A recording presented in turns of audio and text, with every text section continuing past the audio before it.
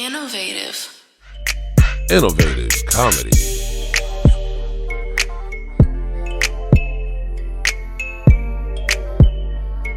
So I don't subscribe. oh shit, look at you. The coolest motherfucker on the planet. I tried to see an opening and I was like, damn, I'm gonna take it. Today I'm here with the homies and we want to talk some shit and laugh. Hey. Yeah. That being said, make sure you tap in with our website, www.theinnovativeculture.com. Follow us on Instagram at innovative.culture and innovative.comedy. And subscribe to our YouTube at youtube.com/innovativeculture. Who I got in the building with me today? What's good? It's your boy Tony Grams. Follow me on IG at Tony Grams, TONY_GRAMS. It's innovative comedy. We in here chilling. Man, this year flew by. So we still got one of the homies back. Yes. Back in the city. Yes. I couldn't wait to get back. It's me, it's Clarissa, tall black girl. I've been in Texas for a little bit, but I'm glad to be back in LA. I felt that.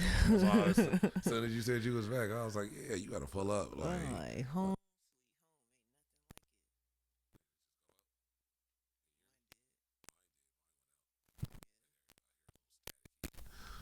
It's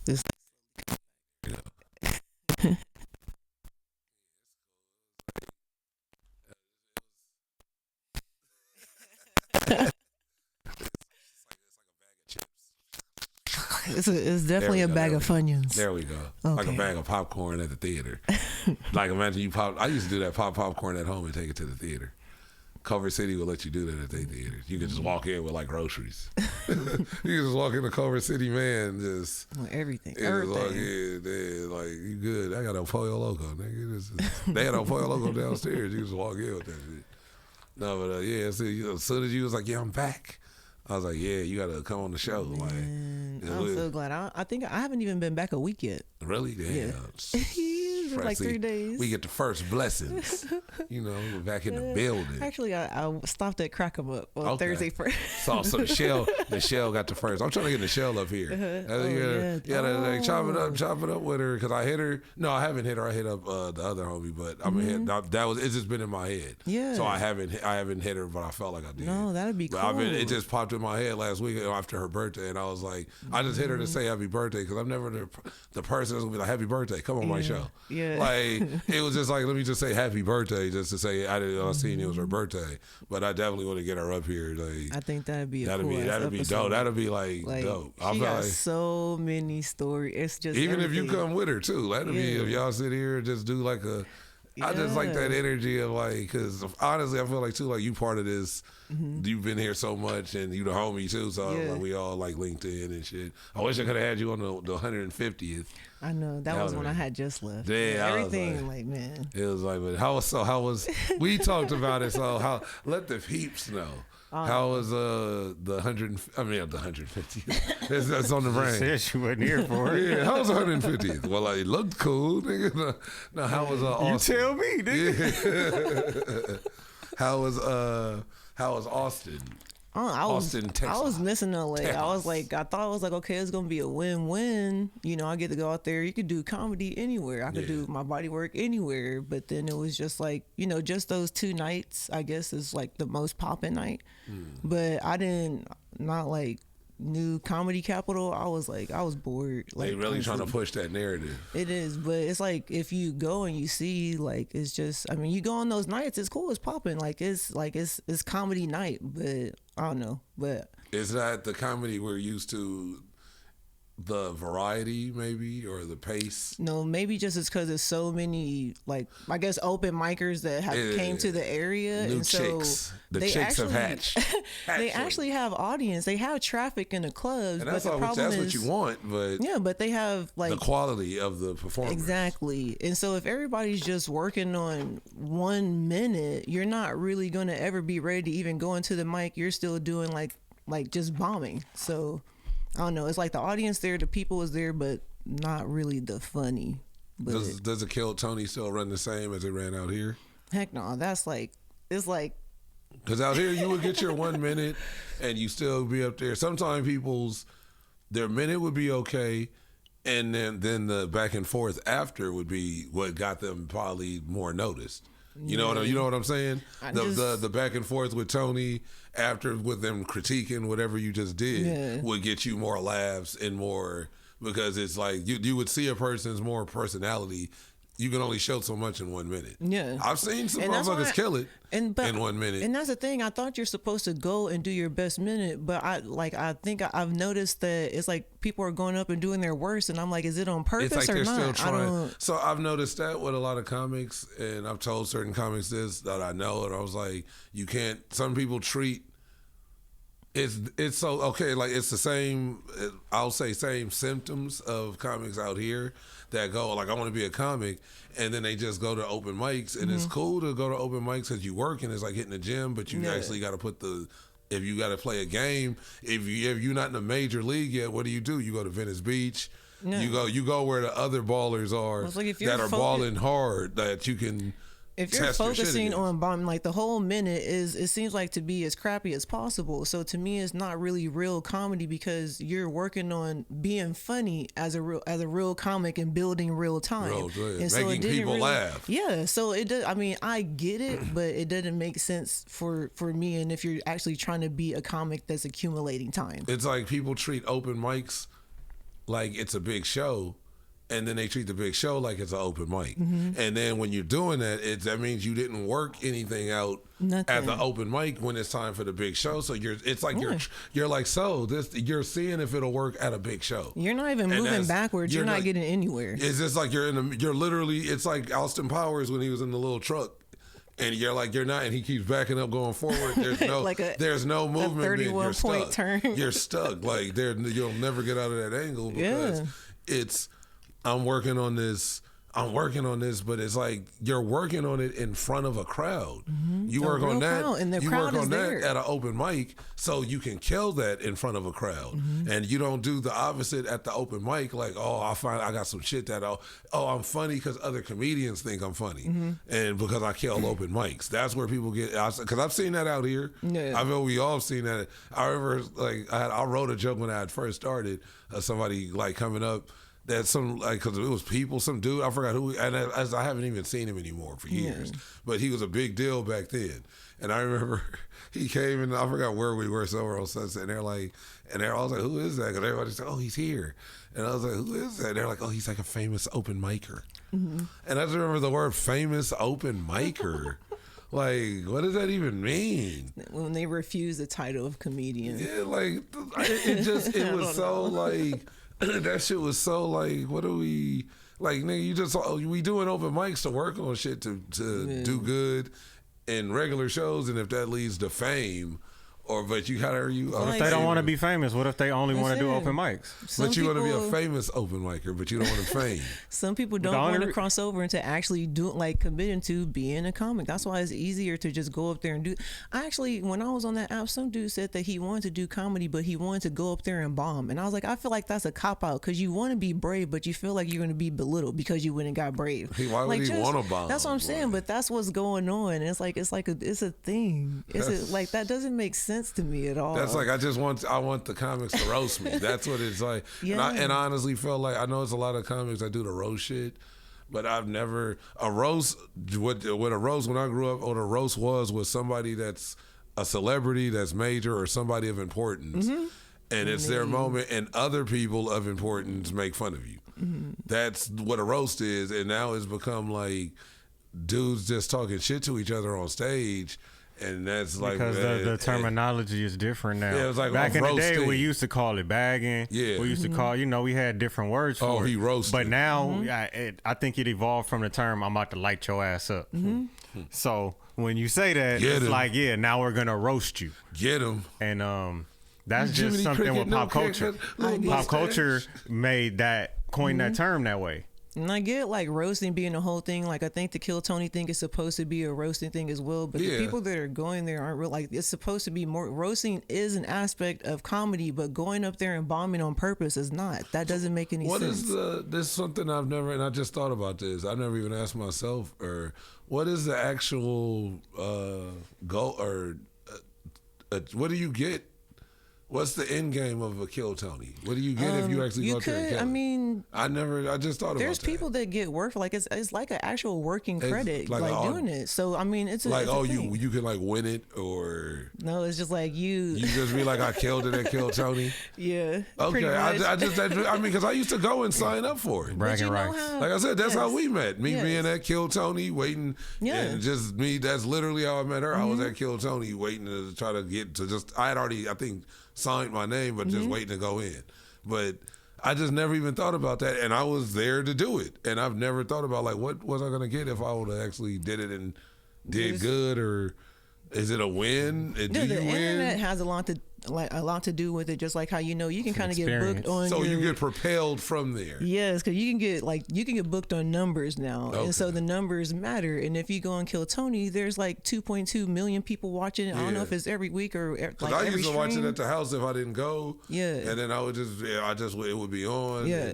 It was So you can have your moment, but I'm just saying, like, if you just want a moment, have a moment. But do you want to be a comic or do you want to have a moment? And that's the difference. That's all. And a lot of people just want moments. To me, it was like, and to tell people they're comics. I mean, I stood in the lines like I'm going to do anything comedy. I'm going to see what's up. I want to know the process because I like that shit. Like that's a part of it. All aspects of comedy. Exactly. So I want to see what the process is and have the opportunity as well. So it's like definitely not dogging it, but it's just like I want to see how this works. And if I should spend, we was talking about this on IG, like where I want to spend my time. Am I going to the club to work or network or get funnier or whatever, or am I just going to chill? So what are you going to make it for yourself? And so that was it. Where am I going to spend my time while I'm here? Because I feel like I waste a lot of time just doing the wrong shit. Yeah. So it's like, and like it's going. You just have to keep going in comedy and not like be at the open mic every night begging for time. Yeah, just go somewhere where you know you're gonna get up. That's Exactly. what I did. I stopped going to certain places where I'm just sitting around, and I've been here before. The shit was open, but I was the first person here, and I'm like, I still ain't up. And a bunch of unfunny, weird motherfuckers is just going up because they know people. Yeah. So I'm gonna just go here, and then I'm gonna go here, and then all right, I'm going to Inglewood because now I'm more comfortable. And all the people that was at these other spots are coming here, so I'm still doing the same networking that I was doing on Sunset in Inglewood. And I'm doing shows from here that I can do in North Hollywood. It's like I can see, but it is like people just want to be like, I was here and I did it. But there's actual people want to take pictures on those stages. Yeah, that's it. They want to have that content of like, oh yeah, I was here. They want to have that memory, or because those are the trends, and that's what's the entertain, or I just want to say the comedy world is saying it's hot. I've seen goofballs just take pictures with mics. That's why I thought, I was like, okay, this is gonna be cool. I'm gonna go. So this is just based off my experience. And like, luckily, I met, like, as soon as I got there, it wasn't 5 minutes. My first night on 6th Street, I bumped into like 5 people I know that I started comedy with like 9 years ago. And so the solid comments I did meet, like me and Nikki Coleman got on Rogan's show like one night together. And then after I met her, she was San Antonio, Colleen. She's like traveling comic, and that's exactly what I want to do. And so there's good stand-ups there. It's just like, but where can they go? Other than the mothership, they're being diluted by 500 other people that aren't even really taking it serious. That are just there for the look. Yeah. To say like, oh, I was at Rogan's spot, or I seen Brian Callen. That's my only issue. There's literally a lot of. I seen Theo. I took a picture with Theo, or I seen Joey Diaz. It's like literally that's. Because it's like we all have that in us, but I feel people like us we want to do this, actually. That's just the icing on the cake of, oh, nigga, I seen Andrew Santino outside. I was smoking right next to him. I chopped it up with Corey Holcomb and was posted with him and Boo Capone and Boogie B, R.I.P. Like, you know what I mean? Yeah. Like, those are the dope moments, but the doper moments is, nigga, I was on that stage and I had niggas rolling. Nigga, I was like, nigga, the other that had those same niggas coming up to me like, hey, bro, you actually funny as fuck. I mean, what's like, better is being funny in front of them than people. Not just saying, I know. Like, what is that? What does knowing these niggas get for you? Yeah. Other than, you see what I'm saying? Like, motherfuckers will brag about who they, but it's like, unless you in the same class of, I can stand on that stage with these same dudes. And yeah, they legendary, not saying, oh, I'm funnier, but nigga, I can get just as many laughs in these rooms. And just like I've seen you in all through the Comedy Store having motherfuckers rolling. At anywhere, any stage you on. So that's the point, that you could do it. It's not just, oh, I'm funny, because there's a lot of people that are funny in North Hollywood and Burbank that aren't funny south of the 10. You know what I mean? And I'm gonna switch real quick. We'll jump back to certain. Let's say jump into the south of the 10 and just maybe think of Kendrick. Don't say you from LA and you don't travel past the 10. Because I used to take that personal. That I'd never heard that until I started doing comedy. And when I started hosting at the open mic spot with Sean, and I would like when I would still go back to on Sunset, like on Mondays, and go back to Crack 'em Ups on Thursdays. I was just like I was doing my job. I was from Inglewood to North Hollywood to South Central to anywhere it was a show. I was doing that shit, and I remember asking certain comics, black comics, like certain that we both know, and some of them is cool. Some of them I look at as like little suckers now. Some of them I'm still cool with. But I remember, hey, come to this spot. Oh, it's like everybody be there. We do our shit. You can smoke, and it's you can get time, however much time. We don't be pressing niggas to get off stage. It'll be people show up and be in the. And I remember that they were like, I don't do comedy past the 10. Niggas told me that. Yeah. So when I heard Kendrick say, like, don't say you from LA, and half those niggas wasn't from LA. Yeah. And like when I heard that, it made me feel a certain way because where I grew up on both sides of the 10. Like mostly like I grew up right north on Washington, which is the next street up of when you get off of, if you get up to 10 on Crenshaw, the next street is Washington, the next light. I grew up on Washington, but my family still stayed on Adams, which is the next light if you make a left. Yeah. So my family, my grandma to this day, and my uncle still stay literally right behind they stay south of the 10. My grandma's patio is looking down on the freeway. So it's like I would take that personal. But you said it was like an insult. But you said they wasn't from LA. Yeah, and it was some people that was LA people, and but the majority wasn't from LA, and they wasn't saying they was from LA. Some of them was acting. It's a lot of like. Is that too? There's a lot of niggas like, nigga, you from where? Oh, I thought you the way you acting like you out here, like, and you cool with. So if they be like, I'm from Ventura. You know, it wouldn't be a problem. No, it's not that. But I'm it's from like, San Fernando. She just said what she just said. The valley, like, but what she just said about doing comedy and not just at two different spots. You see, that's the point. It's not just I want you to come. It's nigga, you can come from the Sugar Shack we was at on Imperial. Because niggas was scared to go to the Sugar Shack. It's certain comics that have been on the show. So are we talking about just like black comics, or are we talking about just comics in general? I'll say the majority, it was black comics. So it's like, it was maybe if you're a black comic, it's like it's mandatory for you to go to the Sugar Shack? Not mandatory, but it was, why not when it was cracking? And if you can make your way, if you could take your ass to fucking Burbank, you can take your ass to where people are paying, and it's a full crowd that's coming for comedy, and you're going to get paid. Why not? So right now, what are the top 3 clubs or venues that a black comic has to hit if they're from LA and they say they're from LA?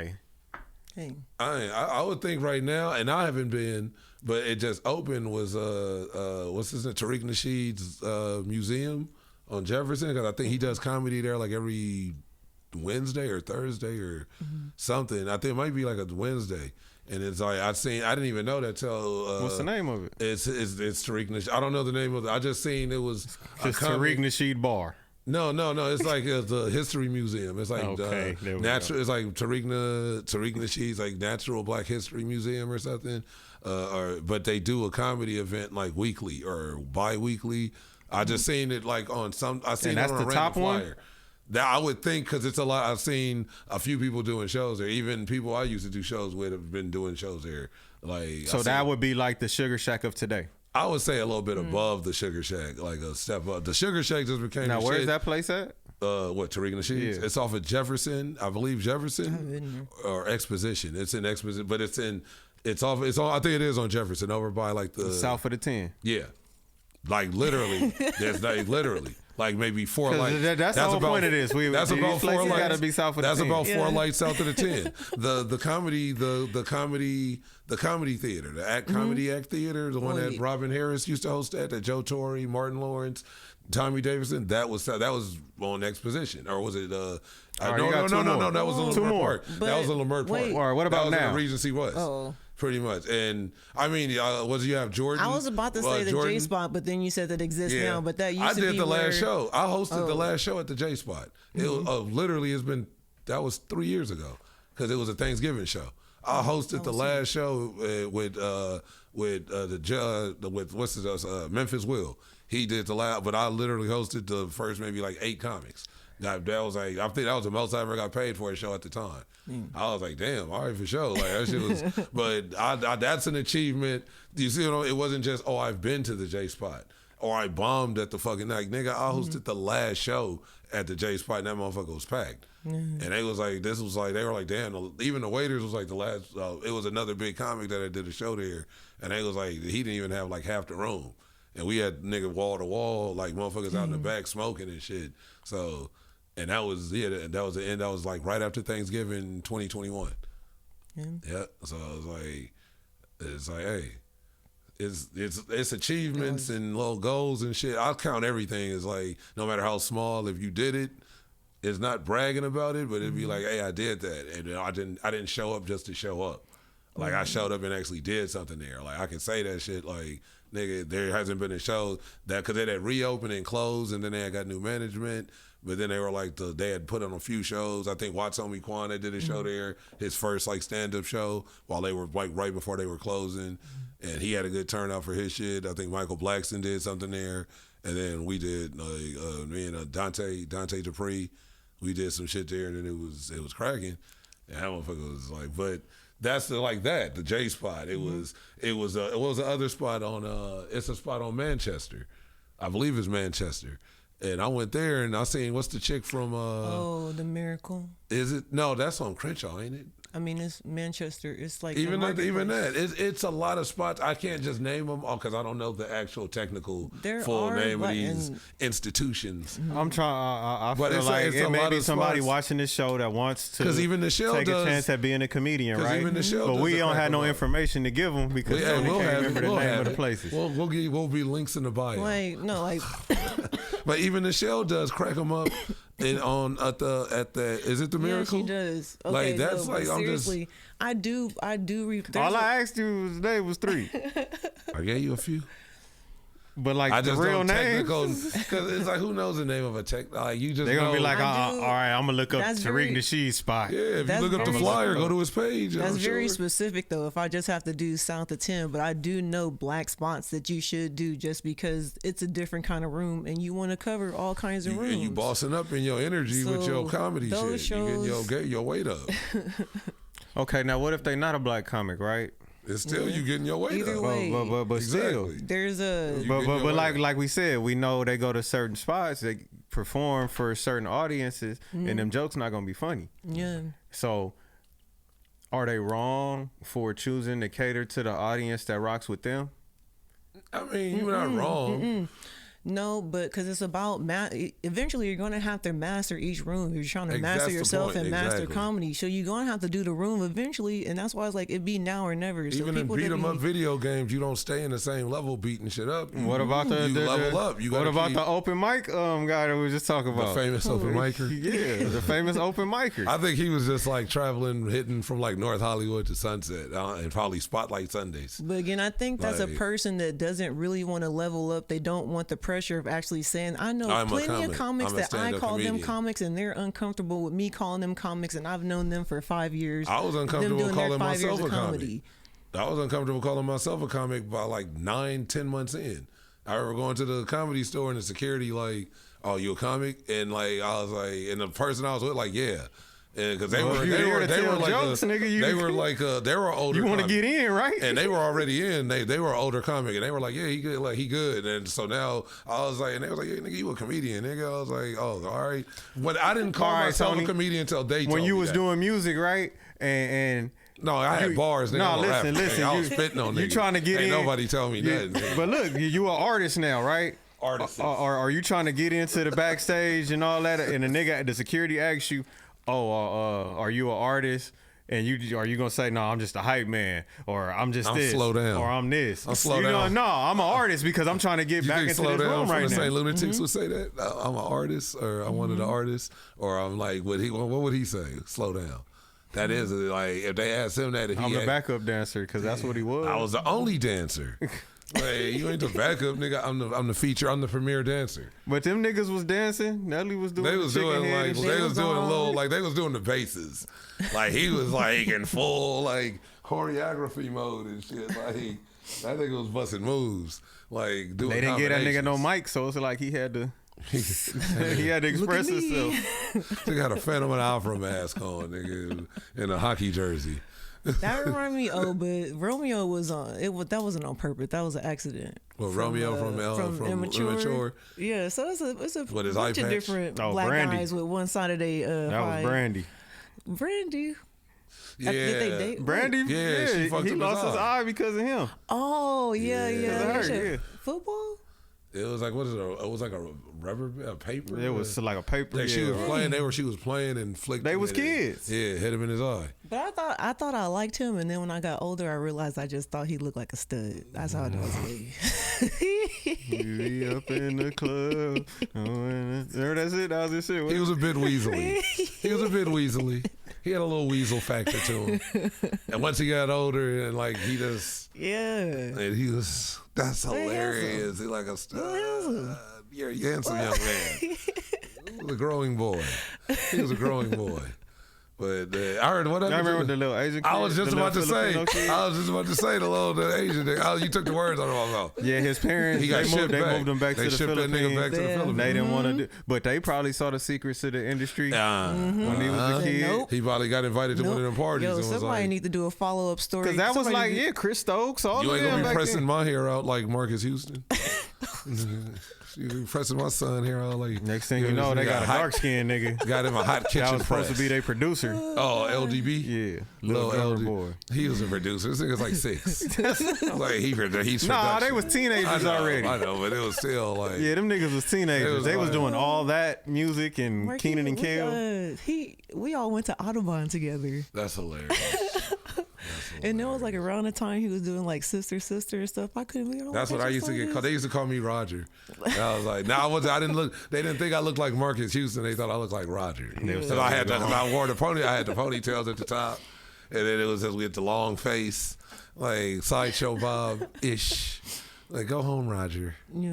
That's funny. You know, Marcus is. Man, there's a lot of little. The industry is.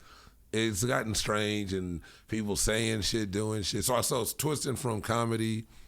Well, not twisting from because it's still in there. So Andrew Schultz, we'll get on that because that'll shift perfectly into the Kendrick shit and so Kendrick said something on a song about like he pretty much said it. He didn't say Andrew's name. But he just referenced like stop letting white comics pretty much make fun of like black women. So Andy took it upon himself on the show to go off and like, oh, black rappers and that's culture. And it was like, first of all, the culture didn't say shit to you. Kendrick didn't even say your name. So, but you a hit dog hollers. If it hit, it hit. Yeah, the shoe fits. So you just took it upon yourself, but you showed your colors Did immediately. it not happen? Like, You exactly that and that too. And so you sitting there goofy, like trying to play kind of weird. And I didn't know. And Charlemagne's just allowing that shit. I didn't know. I didn't hear it. And I didn't like, okay, bro. So what my thing is you, Andrew Schultz is like, I have my thing. Cause like I said, I didn't even know dude was a comedian for a long time. I knew him as a podcaster. I'd never seen him as a stand-up comedian. So then I don't like to just be like, dude, this guy's not funny, or I don't really like certain shit. I just like whatever. So it's more like people that. So how we were just talking about people that like go up just to bomb. There are this new wave of comedians that just go up to shock. That's their. It's not like fuck. I can't get a real hard laugh by just creating a joke or a story that makes people laugh. So I'm gonna say the wildest, disrespectful shit that triggers different groups to get a reaction to people watching. that's a lot of what I see. clips. So I was like, I'm not being a hater. It's just like that's not comedy to At me all. or to the rest of the You're room. just being a fucking clown. I'm reading the room. You're being an unfunny clown. Like- That's like, and it's so I felt Andrews always fell into that category for me. That you just say, even most of his fans judged his last, I believe it was a special he did one, they tore him up because he put it on Patreon and they paid for it, and then he put it on YouTube like 4 days later. Why people get mad when they pay for shit? And then they mad because they paid for it and he put it out for free like less than a week later. Yeah, but you choose to follow this person. Yeah, you supporting him. You support You're supporting You him. support that. So now you can, mad that you spent the money when you are a couple. I could have waited a couple of days and watched it for free. If you're gonna be mad about something, be mad about that. But don't be mad at him for fucking his hustle. So Strike 2 was him in that same special. He did like an ad mid special. Like on it just popped up like a YouTuber, like YouTube deep dives, and it'll be like oh yeah, want to gamble with so and so? Yeah, and like he did an ad in the middle of a special, but it wasn't while he did it holding a mic like backstage. Like they had already shot it, or so it was. People were like, "What the fuck is that?" Like, bro, that's not comedy shit. It's monetization. It's but generating. He's an entertainer and he's trying to monetize his. But entertainment. so stop calling yourself a comedian. And you talk about it's a stand-up comedian special, and you're doing YouTuber shit. That's what I'm saying. You're doing content creator shit. If people are gullible enough to buy into shit like that, exactly. then that's that person.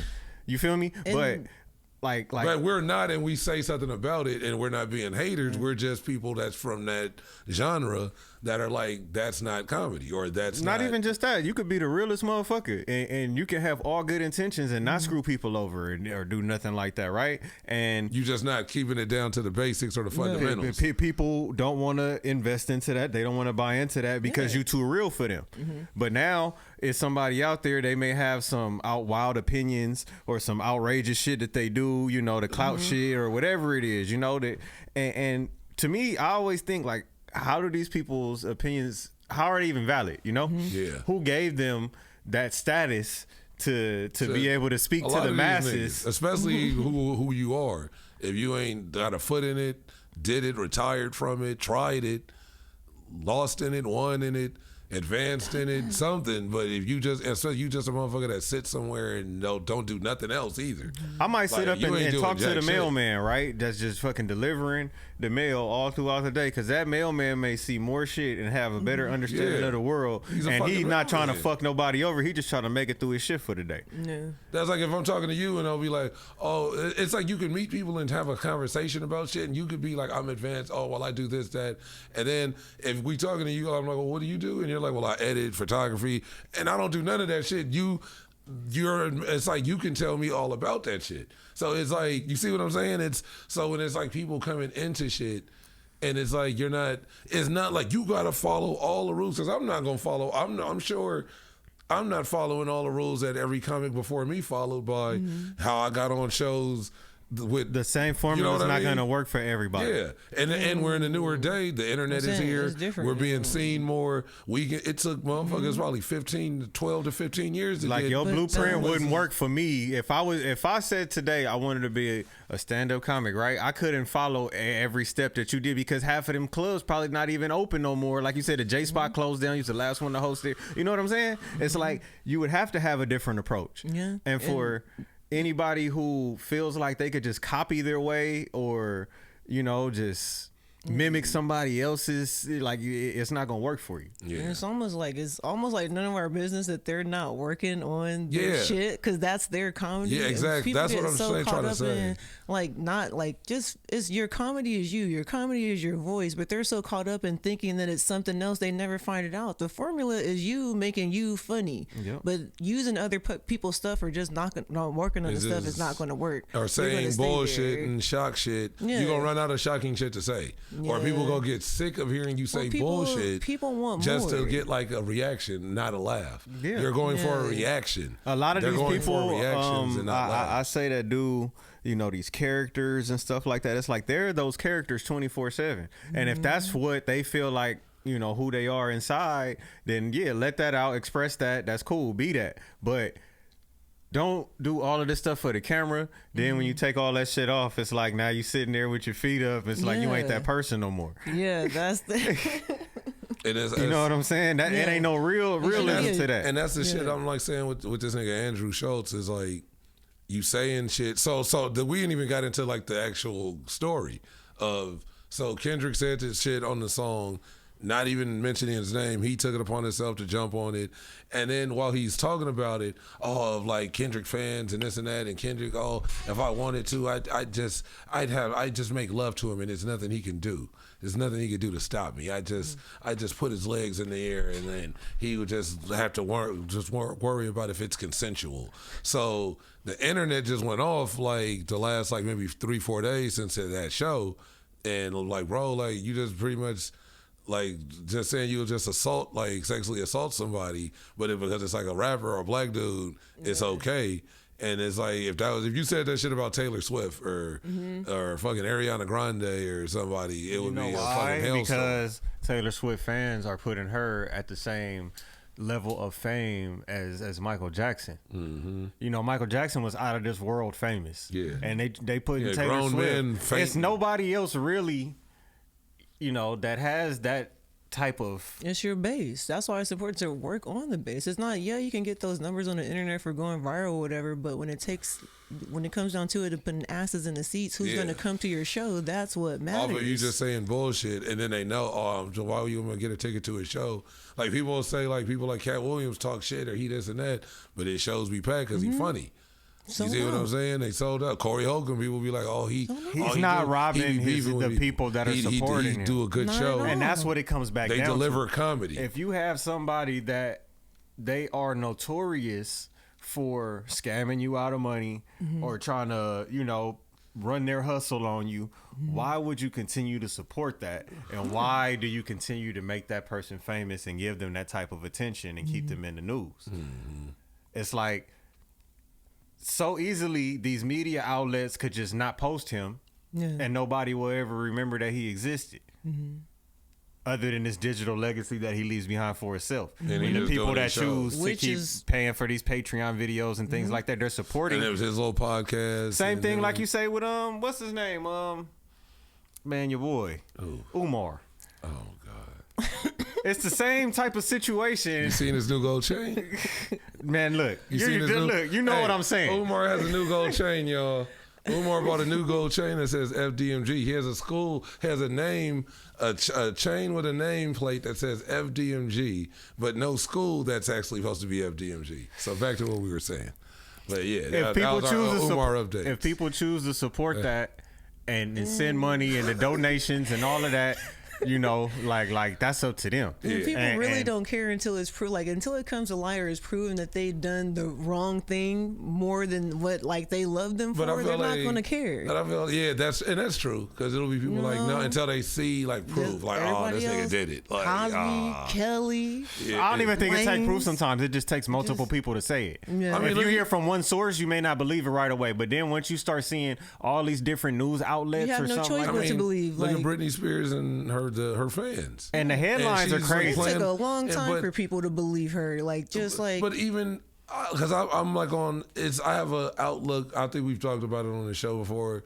But I'm like, they said like Justin this was going on, whatever was going on. Look, whatever was going on, something happened, and they were like, well, her dad was. They were protecting her from what we see right now. That her image, when her dad had her, nobody thought Britney Spears was crazy. Nobody seen Britney Spears playing with knives, with her makeup running, looking crazy, with her little no hips and her little raggedy boots on. And it's like we love her, but I feel like it was more her image was still, her legacy was protected. Now when all these people were screaming free Britney, okay, she's free, and now you see why they were keeping her in the house. You see why she's like, and it's like some people are like, well, that's the medication they had her on, and I don't know I don't like to just judge her or judge people like that. But that's just my outlook on. Other people on the outside was telling her family, let her go. Like, are y'all gonna take care of her? And they let her go, and look what you got. And now she's on the internet every day. She had a conservatorship, and if you look at the people who was responsible, it was her dad, and then it was somebody else. Was it like Diddy's lawyer? It was Diddy's lawyer that was her conservatory. It's like there's people that's going to try and take advantage. It's like people outside of your family. It's like it's both ways. It's people outside of the family, and sometimes it'd be the parents. Bro, Aaron Carter was Justin Bieber before Justin Bieber. Yep. Yeah. And they saying he was starting to tell his story about the Diddy shit, and that's when he did just because he was on No Jumper. I remember seeing him on like a bunch of podcasts, and he was like with his chains and then his diamond testers. You're saying sometimes the parents be worse than the industry. So her getting free probably was a good like that. They could have been breaking her down like that, and she just wanted to get. They literally pimping their kids. It was Justin and Diddy together. Justin did an interview with Barbara Walters on 2020 where he sat up and talked about their breakup, and he had his mom sitting next to him. I remember that shit. And he sat there and he cried to Barbara Walters, talked about all this shit, talking about he never got none from her. All this shit. It was like shit that shouldn't have been public. Because they said she had hooked up with the black dude from Stomp the Yard. Columbus Short? No, the choreographer, the one that was the evil guy on the other team, the leader of the other team from Stomp the Yard. He was like the choreographer. He the one that used to have an infomercial that would sell the DVD if you want to learn how to do all the NSYNC and Backstreet Boy moves. And he'd be like, ain't no lie. Darren's Dance Grooves? Bye. Yeah. Darren's Dance Grooves? Ain't that from fucking Napoleon? Oh, that wasn't the real shit. No, that's like Napoleon Dynamite. I think that's the Quans. That was Daquan, but it was a real Darren's Dance Groove. But this dude, I forgot his name. Yeah, that shit was real, nigga. It's a black dude. But he's the nigga that taught NSYNC all they moves. He choreographed all the NSYNC Backstreet Boy videos, and they said supposedly he's the one that like hooked up with Britney, and that's why Justin did "Cry Me a River" when they broke up, because it was like that was the whole big. But dude is still messy. Like he's like older, but he still looks young because I guess he's been. But every hit record, like R&B song that's came out had some type of story behind it, and there was probably some shit within the industry. Usher, Let It Burn. Mary J. Blige's first album, they said she was talking about Diddy. I think it just be the pressure of all that. All your stuff be out in the industry. I heard KC for the longest. That Diddy had her under lock and key, bro, like on some. I heard it was always KC. You my golden egg right now. You the golden goose. Even you ain't even signed to me, and you the golden goose. I'm your executive producer. But because Father MC brought her in. Yeah, but once Diddy came into the picture, he brought Diddy in. Once Diddy came into the picture, he was at everybody's shit. I wonder where Fam at right now. I should hit that. He got me blocked on Facebook. That nigga, he helped us get our distribution deal. But he brought Diddy in. Diddy even said it. He's on the Diddy documentary when they did his when he was still good on BET. He was that nigga backup dancer. Yeah, he was like Diddy was like but he put Mary J. Blige on her first song. That's her first song. That's Father MC's song, but. He walked Diddy into Uptown and introduced him and got him like, so even Diddy said like, yeah, I wouldn't have got hooked up if it wasn't for Fam. So I was like, I wonder where Fam, like, cause Fam is scam artist. Like, they know allegedly, nigga, you trying to scam. Like, I seen you scamming, nigga. Like, I'm just you, nigga, out in TV land, nigga. But yeah, all those people connected to that shit. It's just like I said, just we wiggling off but it all wiggles back to like one thing, and it's just like people just, I don't know, like you said, it's easy to turn shit off. Like Kendrick said, turn your TV off, but it is like you could take that a bunch of different ways. Turning the TV. Well, it's just like all the chat. It's like people having an opinion on absolutely everything, and that's what's changed in the industry and in comedy is that now the internet is in the mix, and that's just some stuff you can't stop. And that's the new thing. Look, people can have an opinion, but it's how much do society and the culture buy into people's opinions. And I feel like too much. Our society and our culture in this day and age, they give too many people that open platform and fucking people buy into this shit. And I feel like it's so much other shit that could be highlighted that's not being highlighted because people want to give out these bogus ass headlines for clicks. Yeah. I just don't recommend channels. And that's the thing I've never believed in with innovative culture is I don't like to do shit for clicks. I'm not the motherfucker that's gonna do shit for clout. Just trying to have a moment. That's again, it circles right back to the comedy shit. Motherfuckers going up for a moment. You ain't going up for a goal or an achievement or to win or to get the belt or the title. You just going in there like fuck it. Like people gonna see me get knocked out. Fuck it. Like what? I'm about to get slept. Like, you happy about that? Like, how people come up is how they come up, but this like that real road to like, you know, having 25 with someone, then you're on 30 and you're on hour, and then you get into tour that. It's like, it's all that journey. So like I'm going from when the lights disappear. You know, when you first get on stage and the lights be all bright and you can't even see, you be like, fuck, and it be fucking up your jokes because you be like, yeah, and it's like that shit really, when you go through that and then you don't even see the lights no more. And it be bigger, and the more bigger shows you do, the lights get brighter, but you still don't even see them. Because it's like my focus is these people now, making them laugh, not saying some crazy shit. I'm gonna put your legs in the air and I'm gonna take it from you and all kind of weird shit. I think it's those nights like when you just start and you hit them, you doing stupid mics at like 1 and 2 o'clock in the morning. Man. And that one mic you do is just like, it's 2 people. And it's like, after I did a mic like that, I think I was in Dallas or something, I was like, if I could do comedy in front of these 2, they done been here all night. Yeah, they just still sitting here. 2 o'clock, you could do 2, you could do 100. Treat that 2 to make these 2 laugh like that 200. And that's like, I think that's it for me. It's just being able to like really collect like what's funny in each place and what people find funny. So it's like, you really have to love the art of it and the result, not just the result, which now has become clout-based and clicks and likes. That's it. A guy told me that at the Chateau one time. I did a show, and I was like the closer, and it was like maybe like 14 people on the show. It was full room, and then so by the time I go up, it's maybe like just less than half the room, and it's still like a good core of people that was laughing there. I go up, do my shit, kill it. And the host, I forgot his name. He's kind of I didn't know he was, like, you know, like you meet people and don't know they kind of like known, or I don't want to say famous, but he was the host. I see him on a lot of shit now, but I didn't realize I had seen him before and just didn't know that was him hosting. So he came up to me after and was like, damn, he was like, hey, bro, to actually make people laugh when they've been sitting through a whole show and like they ready to go and you go and they laughing like they just got here. And he was like, that's you pretty good. So keep that. I was like, thank you. And even when he told me that, I didn't know who he was.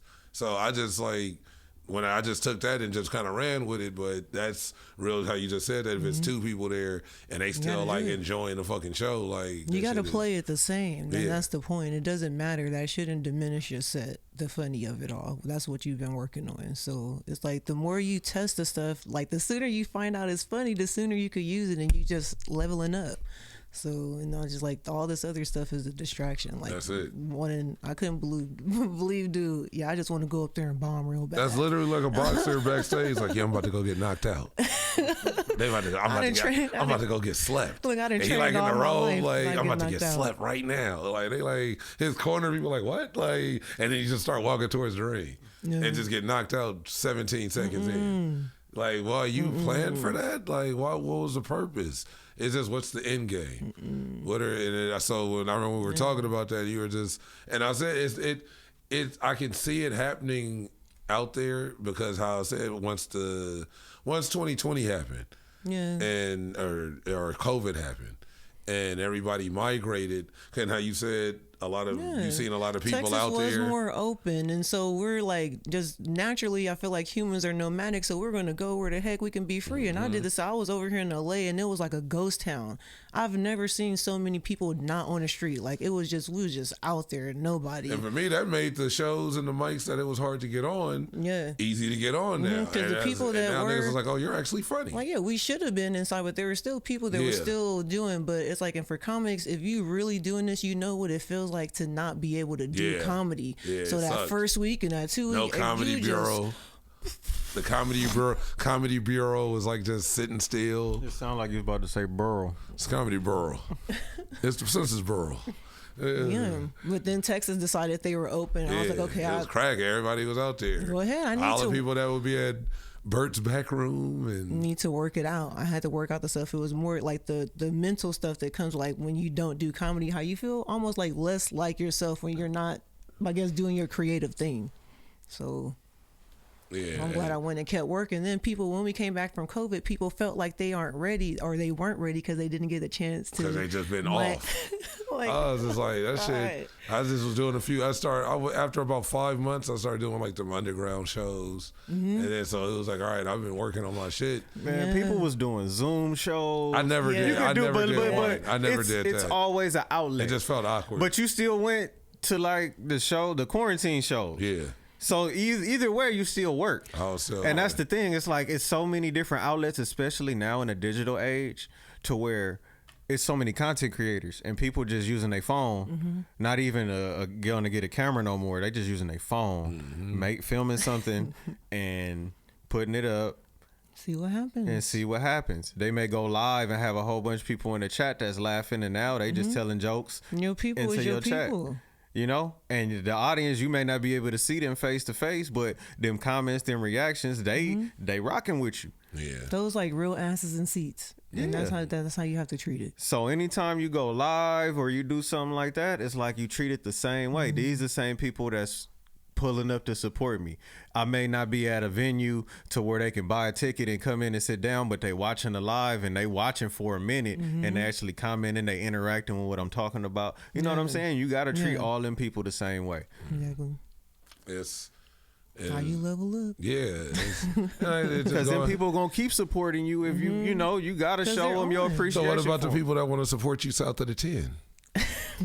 So the people south of the 10, right? If they don't, they gotta see you. They gotta see you do shows where they can get where they're able to. So they want to come support you in North Hollywood and Burbank and Hollywood on Sunset and Melrose. They may not go north of the 10, though. but they, a lot of people that's south of the 10. That's what I just said though. Yeah. They will come to those shows south of the 10, and when they realize, nigga, this dude is funny, they'll gonna come to Venice and North Hollywood and fucking they'll go out to see you because they know you're funny, other than seeing you if they haven't seen you on TV yet, because no one just makes it to TV or Amazon or HBO or Tubi even. Like, you got, there's people that can at some point, but if I see you, we went to a show that they had at the spot up the street or around the corner that we always go to. They've been doing comedy there. This dude is hilarious, and this dude is hilarious as shit. Oh, he said he gonna be at the Chateau. He gonna be at Flappers, or that's a real comedy club too.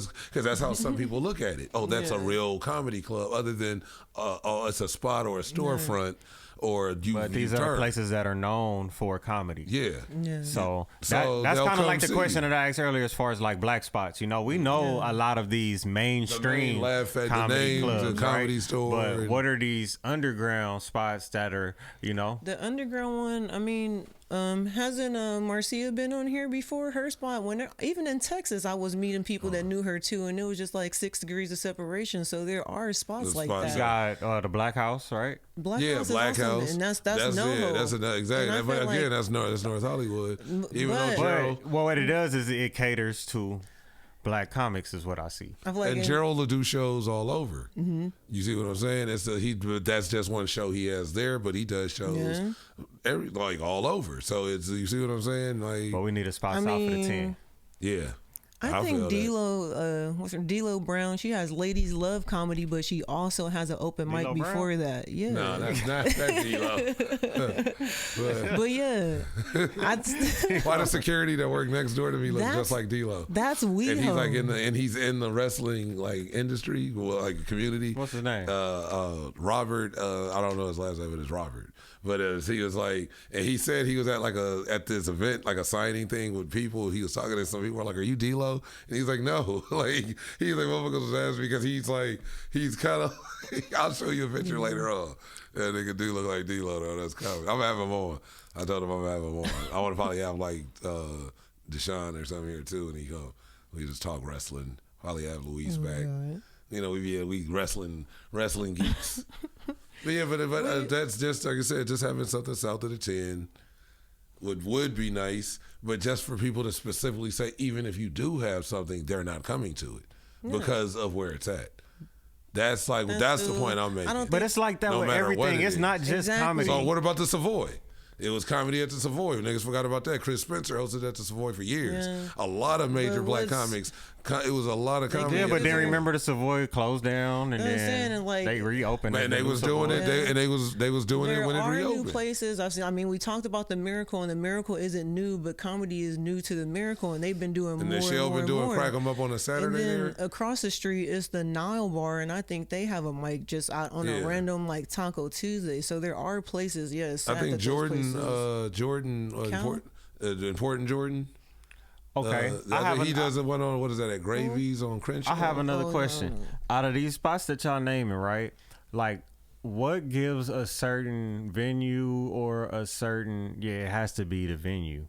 What would give a venue that caliber of saying this is one of the go-to spots? Like, you have to come here. Just who else is on the stage? No, that's what I look at. I think it's the people that come. There's the people. Well, you have a full crowd. Yeah, like who's coming to their show? Because we can go anywhere and perform in front of nobody. But do you mean as an open mic or as a venue?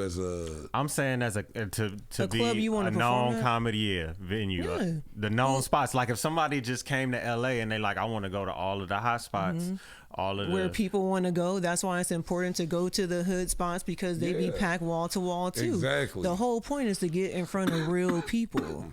So it's where the people are. And you're going to see the Hollywood motherfuckers in there. Mm-hmm. That's what people don't get. They want to come and do a show in front of real people too and get and then put it in and go. I've known comics that literally was like when I invited them to certain spots, was like, oh, that's in the hood. And they came, but they were like, it was like they were in the group chat, like, oh, are we going to get robbed? Or, like, all right, like, nothing That's happened. Because they don't go south of the 10. And then so they went there, and then when they went to these, they went. That could be the title of this episode, South of the 10. And then they ended up doing shit like in other cities, and ended up getting like fucked up, getting beat up, like by like non-black people.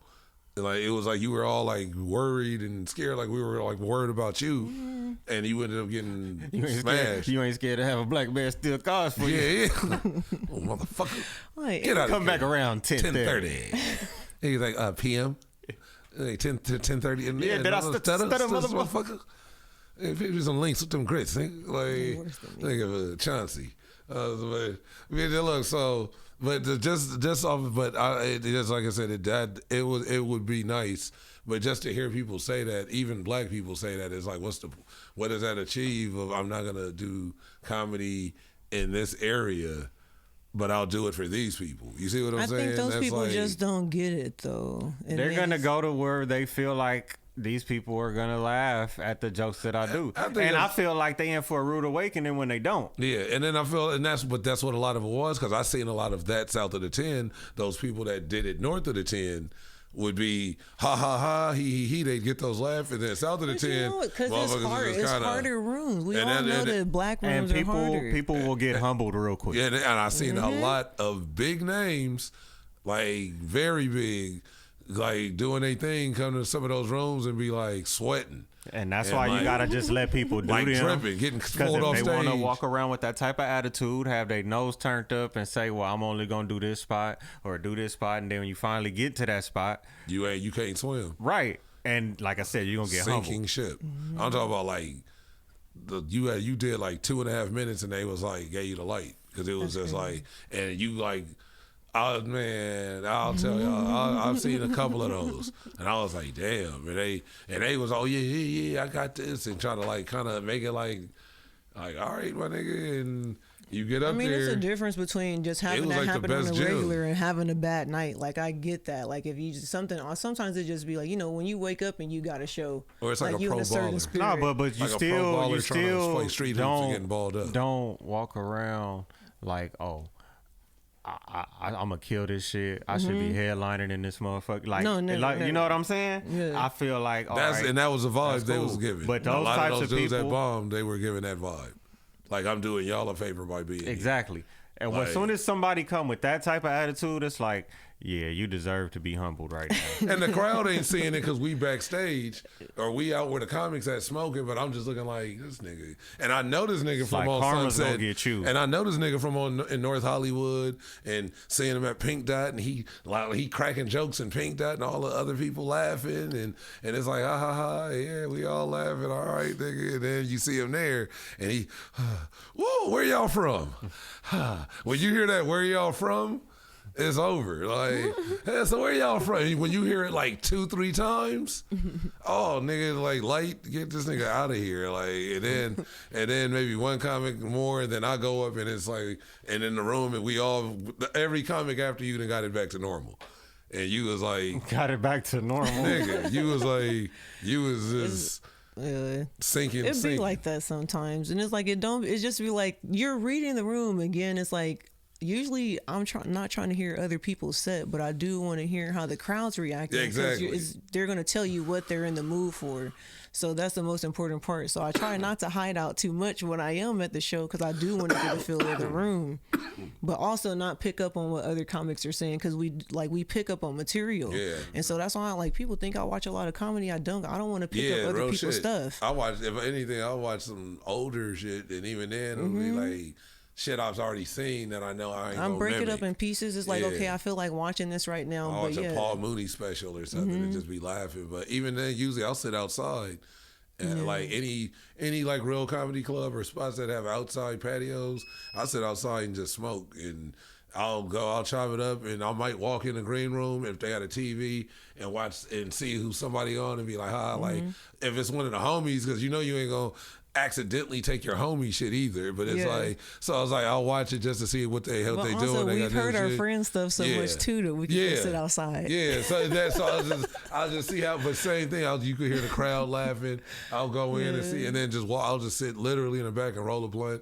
And if I got like another 6 comics before me and everybody doing like 6 to 9 minutes or something, I'm like, I'm outside. Yeah, I'm about to roll. Get your stuff together. I'll literally be outside just pacing or thinking and smoking. Like, I don't really. Some shows I can sit in the audience with, like, how if it's set up like that, and go up and still have a good show, and my shit just be totally different. I might have a superstition or something. Like you like a baseball player. I'm in a dugout.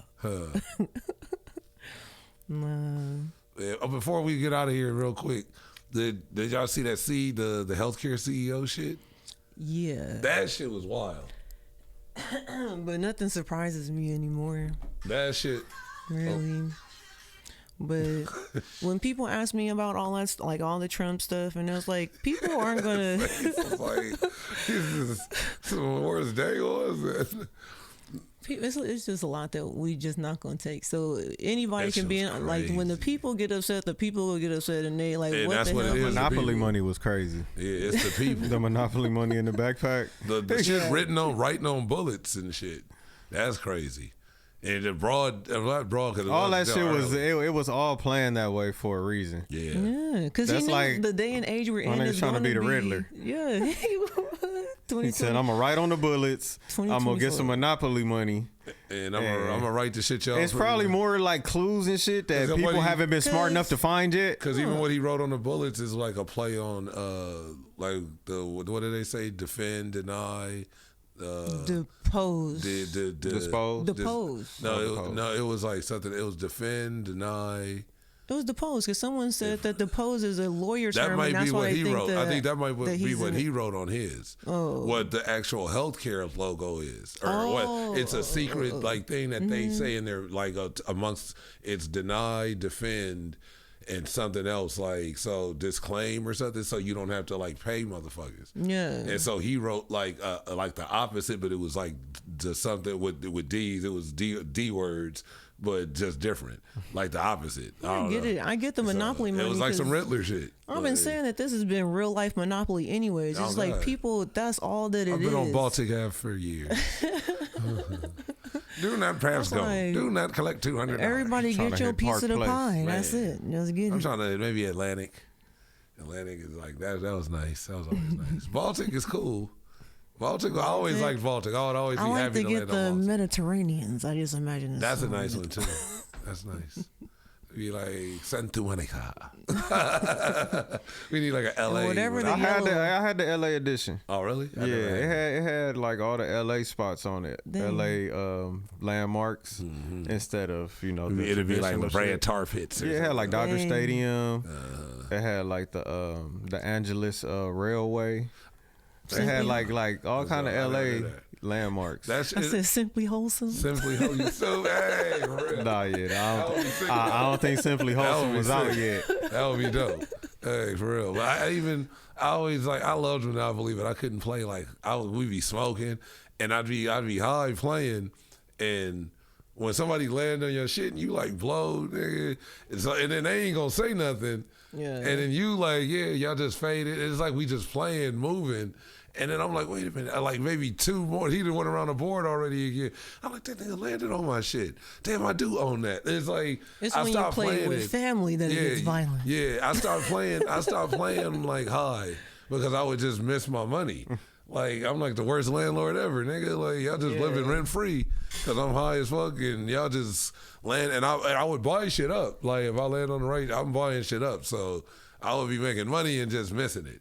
I might be like, so how you play? Do you got to go around the board all the way one time before you can start buying shit? Because everybody got different rules. That's a rule we have. Is that a rule? Yeah, that you can't really do anything. It's like the warm up and go. I don't know if I ever played like that. You got to make it around go at least once. Because I didn't play with people that go both ways. Okay, yeah. I kind of don't remember. You get your 200, then you can start buying shit. I haven't played in so long, so I don't remember if that's how we played. But I wouldn't. But I know a lot of people they wouldn't play like that. That's like when you playing dominoes and then they saw it's 10 to get in. A lot of niggas be like, nah, that's some bullshit that somebody made up because they couldn't score.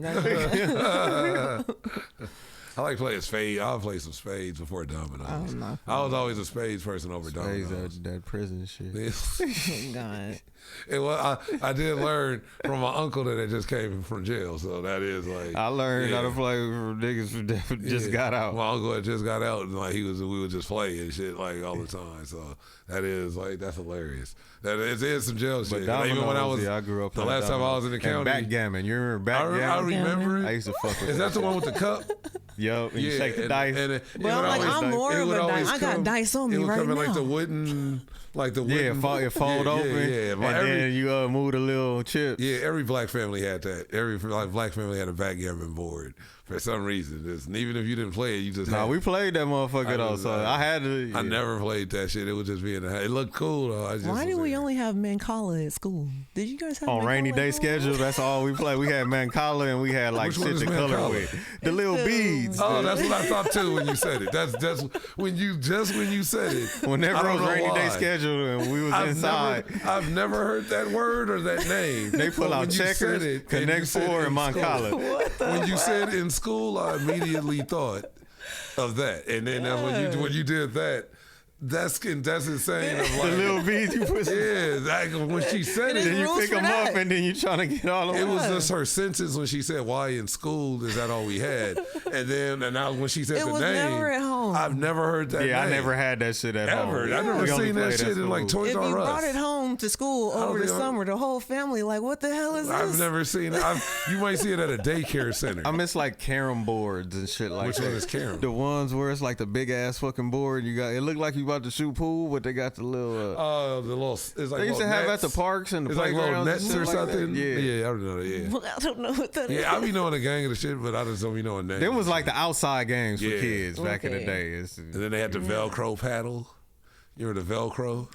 The Velcro. I remember the ball. Yeah. It was like ball in the cup, but it was like on the paddle. I never liked the ball in the cup. That's like, even though I'm only child, Ball in the cup. That's like some super only child shit. Family Guy fucking, I don't know. They reinvented that joke for me. I just never was a big ball in the cup kid.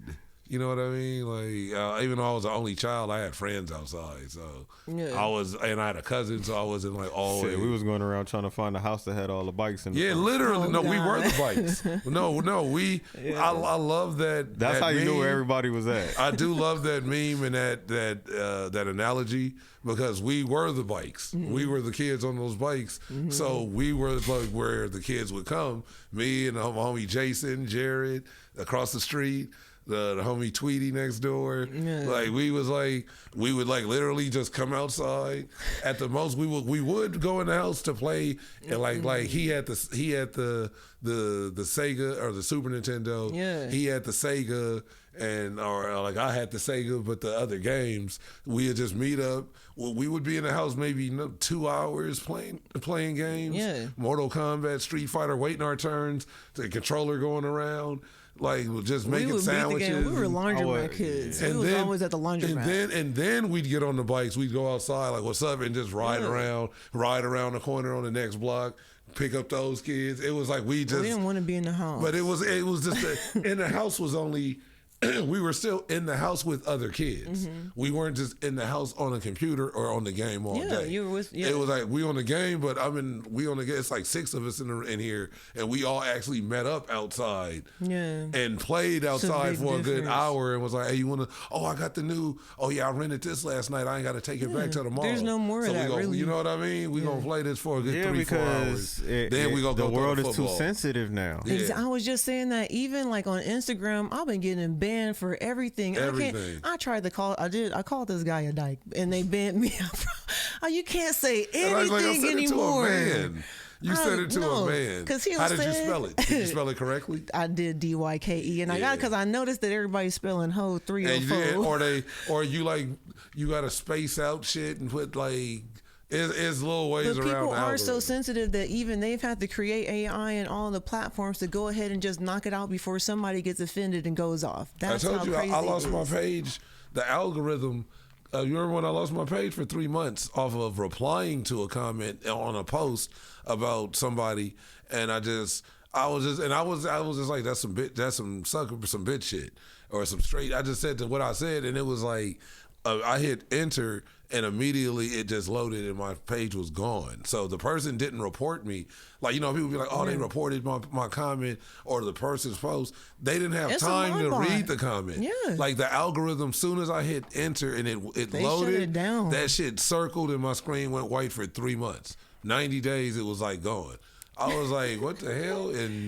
And then they just it's already here. They're talking about the future. It's here. It's been here. They watch it. It's been Skynet is taking over. It's 1984. I need to go rewatch it just Skynet, to catch up. Skynet is literally. I feel like everybody like is Elon Musk building Skynet or y'all need to watch *Handmaid's Tale* for women. Yeah, you like the third person female that's told me.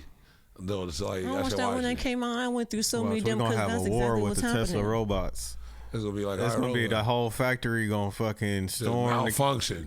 They not gonna malfunction. They gonna load up. Somebody gonna reboot them. They gonna arm up and they gonna. I got my plasma rifle ready. Nigga, I'm gonna be out there tearing it off on the roof. Then everybody who got like some type of like machinery in their body or something, they're gonna start malfunctioning. Was Skynet Resident Evil? No, that was Terminator. Resident Evil is Umbrella.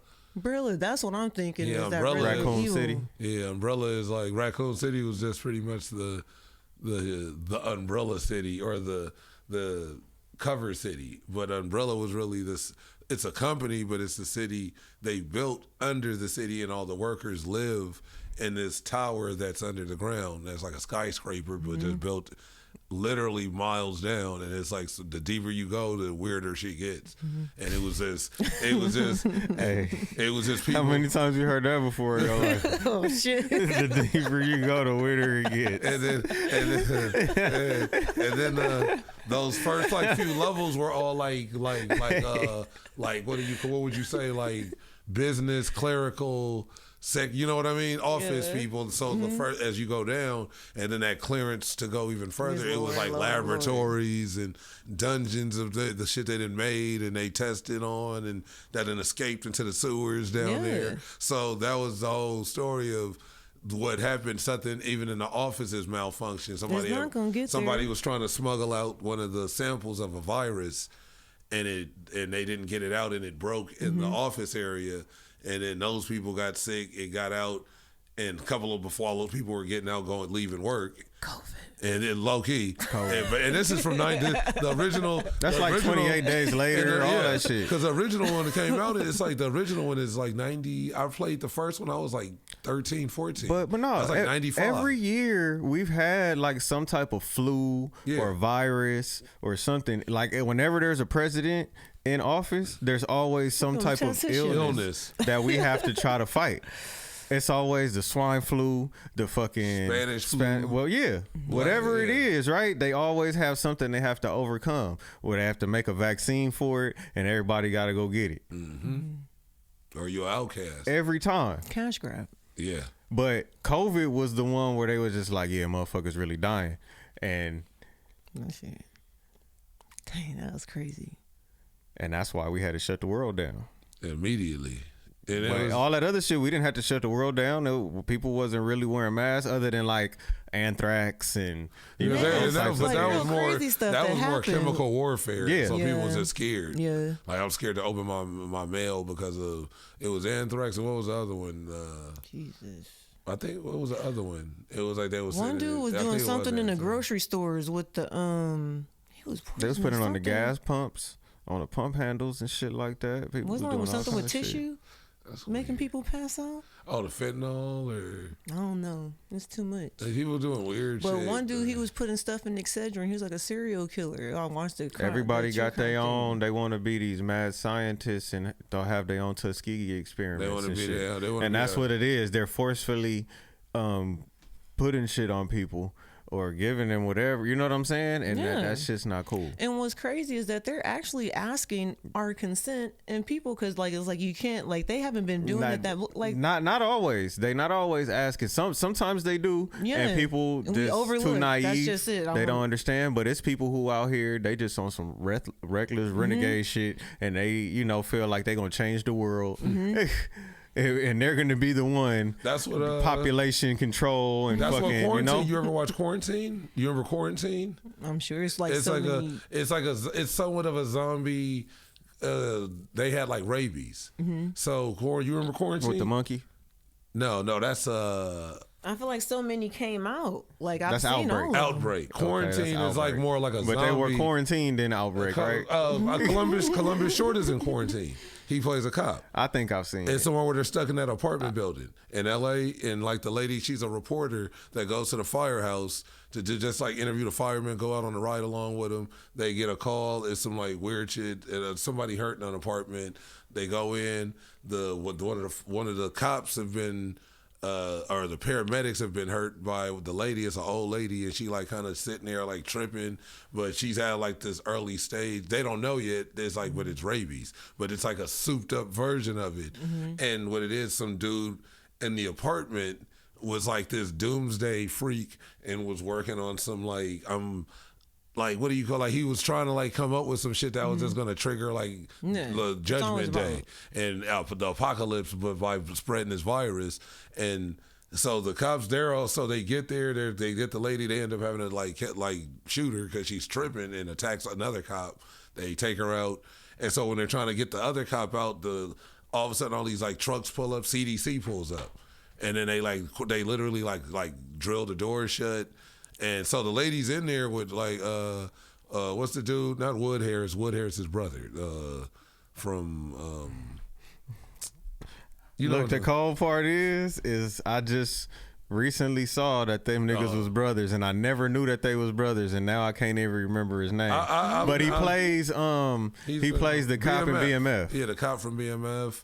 He's been in I haven't seen that. Yeah, he was in the first Tyler Perry movie. He was a nigga in the bathtub floating under the bubbles. Oh, okay. That nigga the first Tyler Perry movie. Yeah, the one when he finally did a movie. After is that what it's called? The Tyler Perry movie? Diary of a Mad Black Woman. Nigga Tony ain't giving us no names or nothing. Cause do your research, nigga. Do your research. I don't have to. I'm here to give you lessons and stories. You gotta dig. You know it because I'm right there. A blue. That dude, that's Wood Harris's older brother, but I believe it's his older brother.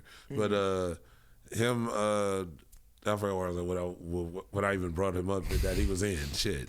Oh no, he plays the cameraman. He plays the cameraman in Quarantine. Okay, yeah. And then it's another. I forgot the girl. She's like you've seen her in a ton of shit, but it's a lot of people. Columbus Short is a cop. It's a lot of people in the movie, but it's just. This virus, and while they're in there, they're quarantined in there. The CDC won't let them out, and they're lying, talking about the building because they cut the power to the building. They find like an old TV, power it up, and they're like, yeah, we've evacuated the building. We're just cleaning it out, and they're like, they're still in there, like at least like 15 of them. And they're like, what the fuck? Why they? And then they got snipers on the roof, so if they even try to go out the windows, they shooting at them. They quarantine the blocks off, so it shows you. One, there is how you were saying there's always going to be some creep or weirdo trying to be the Riddler or come up with his own mass murder, just like he want to be a legend in the book or something. And then there's going to be those people that cover shit up to just Oh yeah, it was none of that. Oh no one can do that, or that never happened. That's impossible, and or these things don't exist, and if you all kind of weird shit that exists and that happens, and it's just people there in place to make sure no one finds out about the shit. So, that's where we at. Like they have a harder time keeping a seal on that shit, and that's why things are the way they are. Because again, the culprit, the internet. Yeah. So it's really gonna be a losing battle. That's like It's undefeated. Right. we want to lose. You want to lose TikTok because of how know crazy it is. I Like, mean, I don't know. I'm not a big TikTok fan. Though, I know it's just crazy. It's good for the numbers. Yeah. You post some shit and get numbers. Damn, you like 1,500 views or likes in 14 minutes, nigga. Shit. Like, Yeah, TikTok is real strict though. yeah, they funky. Yeah. But they let people get away with a lot of other shit that As soon as he start waving a blunt around in a clip, Oh, I've been restricted. Yeah. you know, they won't show it to nobody. It just Only get the muted. people that follow you, them the only ones that can see it. It just get muted, or when I post Yeah, a video, they'll mute shit, too. They muted my videos just because I was smoking them. And it's videos all I they don't posted need a on my person to TikTok. see it. The system is designed to be able to just peep it. That's creepy. That's Skynet. People don't That's know what I'm how saying. Skynet That's very is. scary. That's very You don't even need Skynet-y. people That's very to moderate. Skynet. Like, It understands when something crazy has happened in the damn stream. that's weird. The most, I feel like, common overly used phrase now is like, ask Google. Everybody's asking, like, no matter what question they have, they're just gonna Google it. Whatever they looking for, they're gonna do a Google search and see what. And the first thing that pops up, it may be a sponsored post. They may skip past that one till they see the first one that shows, all right, this ain't no ad. Yeah. This is like the you know what I'm saying? And then that's the one they click on because they feel like that's the most relevant and that's gonna be the most, on point facts. Yeah. They're gonna be like, okay, this is it. Because Some Google people- told them that. this is the They truth. still don't believe in multiple sources. I don't mind talking to people that are able to look at multiple sources instead of just one. I can't have a conversation with a person just looking at one thing. So if I do click on that one thing, I'm gonna open up 6 or 7 other tabs to make sure they're like the stories are consistent. Like, is this a lie or not? It's so easy. And that's why I was saying about the headlines that pop out in the media now. It's like, it's crazy because of the clickbait. Yeah. And people will put whatever up they need to bait you in, and then as soon as they get that click, it's gonna be some whole other shit. Whether they're trying to sell you something, trying to scam you, trying to whatever. And it's or trying to just will you into something else, to their Patreon or their OnlyFans. No, but I mean that's cool and all. You can do that, right? Promotion. That's promotion. That's how you try to gain more of a fan base. All right, building your if you network. like this video, go ahead and you can come over here, but be authentic and be genuine about it. Yeah. That's all I look at our Don't try to scam people. If somebody genuinely wants to fuck with you, then let them fuck with you. But like, have your process set up, and if they choose to follow that process, then just value that and don't fucking try to fuck them people over because them your loyal supporters. And that's how I feel like with our platform is always everybody just being themselves, and nobody trying to like, ain't no shocking, not like, oh, it's not interesting. It's just no one saying just ignorant shit for no reason. You see what I'm saying? We just say funny shouldn't be just, but it's a point to everything. It's just, and it's business. You just doing it's just like compared to just people are just doing a lot of just random. The attention they see other people getting for what The they're doing moment, on the for the moment. internet, and they're just swayed by that. So it's definitely a different That's gonna be type the name of person. this episode, The Moment. That keep coming back to that. Is they doing it for the moment. Like you hitting stage for the moment. Just not for actually working or getting better. You just doing it for the About moment. long term, like get what they say. Exactly. Stay ready, don't got to get ready. And then what if somebody asks you to do something very specific and like you haven't been working on that, so you I have got to a say minute. no. What if niggas be like, hey, I'm gonna put you up. Can you fill in on that? You got 10? Yeah. I got a minute. I got a minute, y'all. What if you've done it like 10 times? Do you have 10 minutes? Oh my God, that reminded me. This is so when I did go to the open mic in Austin, there was a dude that did some joke where he actually repeated the same thing over and over again, and that was supposed to be the joke, right? And so that's really like you're dying. He's just saying the same thing over and over again. I'm like, okay, get it, you did it. Go to the next, because we club hopping. He gets on stage and does the same thing again. So he just said the same phrases over and over again for 10 minutes of his time outside. And that's the problem that I have with it. That's him working. That's him working. I just heard you say those words over and over again for 5 minutes. But I'm working. Like, what are you working on? Nigga? But the shock of him doing that, like, I was appalled that it was a lot of mixed reviews. But then to go to the next place and not, like, you've mastered that already. What's next? Like that was crazy to do. Like, you did it, but now it's like, I've seen dudes do that, like, just reading out of their phone. But, like, word for word with reading. Not like you just getting the premise of the joke, or let me remember, okay, I was going to talk about this. I've done that, but I don't even like to have my phone out on stage. Unless, you know what I mean? Unless depending on the venue, if it's like certain. I keep it in my back pocket. Yeah, like certain, like if because that's one thing I got to get on more. I always forget to record myself. But it's easier when you just stick to doing audio, but I've been trying to get better about getting a visual. At least both, like, you know what I mean? Like, but like, you be so focused on your set, and I don't want that to, you know. And then like, you don't want to forget shit and be like, damn, I didn't do that joke, or damn, I forgot this one, damn, I didn't do that one. And I also don't want to perform for the camera. I want to perform for the people. So maybe that's just something you end up getting used to the more you set your camera up and just do your set. So maybe that's it too. Yeah, a lot of it was just I've seen a lot of it just because it depends on, I feel like, the venue too. You know what I mean? How if it's like, not if we've even... done like certain shit to where, like, not like it's okay to just read, but I've seen the dude really read out of his phone, like, and I thought we were like talking about it, me and a couple other comics was like, if that was the actual joke, it would have been funny as hell. Yeah. But he was serious, and that's what made it like, bro. He was like, I thought I had lost my phone. And I drive an Uber, and like he was like, and it like he was like, so I'm like listening, and I'm like, is this the joke? And then he was just, and it was just like the nerves and you reading word for word, not just like you haven't created the joke, you just wrote a bunch of shit down. Yeah, and it was like, so it's just, everybody's different, and hopefully it'll work out for them, because it might not go your way. I was gotta throw that in there. Shout out that Rodney. But yeah, we gonna slide him out of here.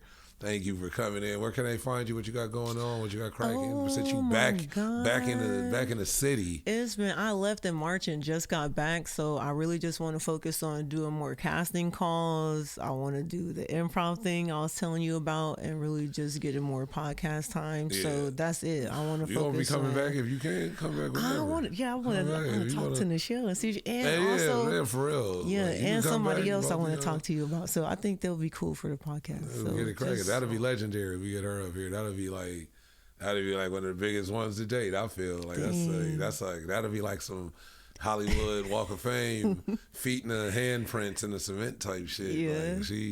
Like she's done a lot, and that's one thing. Just I know we have to get out of here. My bad.